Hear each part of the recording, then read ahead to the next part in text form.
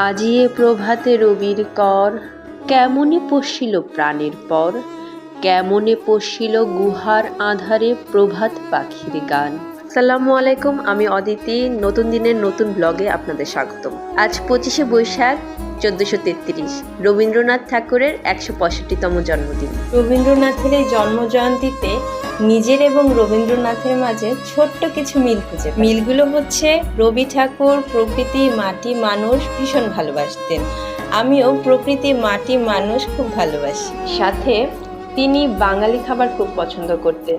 কম মশলাযুক্ত খাবার, সবজি, শুক্তের তরকারি, ডাল, ভাত, মাছ, এগুলো খুব পছন্দ করতেন। আমিও তেমনি খুবই হালকা টাইপের তরকারি পছন্দ করি। ডাল, ভাত, বিভিন্ন সবজি ভাজা, শুক্তের তরকারি, ছানা, মিষ্টি, দই, এগুলো খুব পছন্দ করতেন, যা আমি খুব পছন্দ করি। তার মধ্যে একটা হচ্ছে শুক্তোটা আমি কখনো খাইনি। ইনশাআল্লাহ সামনে টেস্ট করব শুক্তের তরকারি। রবীন্দ্রনাথ ঠাকুর কিন্তু বেশ ভোজন রসিক ছিলেন। রবীন্দ্রনাথের প্রতি ভালো লাগা ছোটবেলা থেকে। তার প্রতি ভালো লাগাটা উপলব্ধি হয়েছে অনেক দেরিতে।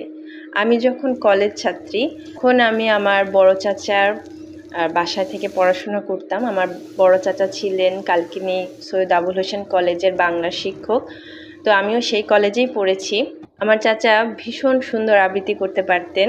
বড় চাচার বাসায় থাকার সুবাদে চাচির সাথে বিভিন্ন প্রোগ্রামে যাওয়ার সৌভাগ্য হয়েছিল আমার।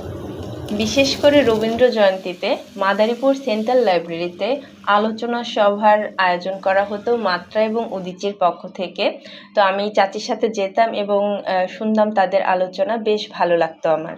তখন থেকে ক্রমে রবীন্দ্রনাথের প্রতি ভালো লাগাটা আরও বাড়তে শুরু করে। আর প্রতিটা লেখা পড়ার চেষ্টা করি, যেখানেই যেটা দেখি, এবং বই, ছোট ছোট গল্পগুলো পড়ার চেষ্টা করেছি, কবিতাগুলো পড়ার চেষ্টা করেছি। তিনি তার বেশিরভাগ লেখাতেই মাটি, মানুষ, মানুষের অনুভূতিকে মুখ্য বিষয় করে লিখেছেন। এজন্যই হয়তো আমরা বাঙালিরা রবি ঠাকুরের লেখার সাথে খুব দ্রুত যুক্ত হতে পারি এবং তার রচিত বিভিন্ন চরিত্রে নিজেদের খুঁজে পাই।